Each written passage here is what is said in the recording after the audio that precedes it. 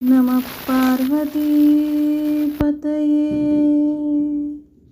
ஹர ஹர மகாதேவா.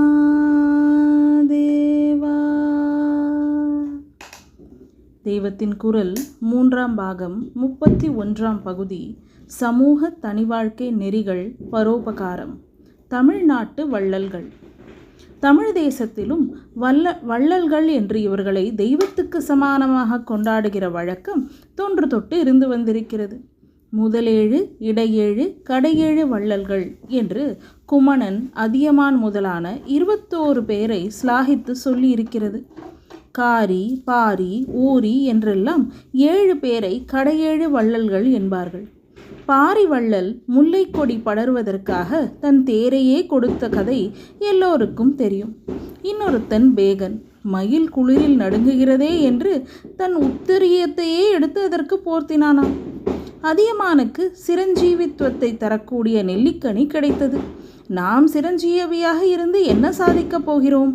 ஒளவை பாட்டி இருக்கிறாளே, சதாவும் லோகக்ஷேமத்தை பண்ணிக்கொண்டு ஊராக ஓடி குழந்தைகளுக்கு உபதேசம் செய்து வருகிறாளே, அவள் திடகார்த்தத்தோடு எத்தனை ஆயுசு இருந்தாலும் அதுதான் லோகத்துக்கு நல்லது என்று அவன் நினைத்து அவளுக்கே அந்த நெல்லிக்கனியை தானம் பண்ணிவிட்டான். அதியமான் பண்ணியது புத்திசாலித்தனமாக இருக்கிறது. ஆனால் முல்லைக்கு தேராவது, மயிலுக்கு எங்கேயாவது குளிருமா? அதற்கு பட்டு பீதாம்பரத்தை போர்த்தவாவது?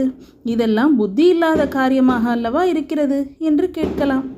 என்னை கேட்டால் இப்படி புத்திக்கு வேலையே இல்லாமல் முட்டாள்தனம் மாதிரி கூட தோன்றுகிற காரியங்களை செய்வதுதான் நிஜமான அன்பை, நிஜமான தியாகத்தை காட்டுகிறது என்பேன். அன்பு பீறிக்கொண்டு வருகிற போது மூளையினால் அதற்கு நியாய அநியாயங்கள் பார்க்க முடியாது. இப்படித்தான் நாயன்மார்களை பார்த்தால் பெண்டாட்டியே ஒருத்தர் தானம் பண்ணினார், இன்னொருத்தர் பிள்ளையையே கறி பண்ணி போட்டார் என்கிற போது இதெல்லாம் மூடத்தனம், உணர்ச்சி கட்டுப்பாடில்லாத காரியம் என்று சொல்லக்கூடாது. அவர்களுக்கு எப்படிப்பட்ட தியாக சிந்தனை இருந்தது என்பதுதான் முக்கியம். மூளையால் சமாதானம் சொல்ல வேண்டும் என்ற எண்ணமே இல்லாமல் உருட்டி புரட்டி கொண்டு வந்துவிட்ட தியாகம்தான் நிஜமான தியாகம் என்பது என் அபிப்பிராயம்.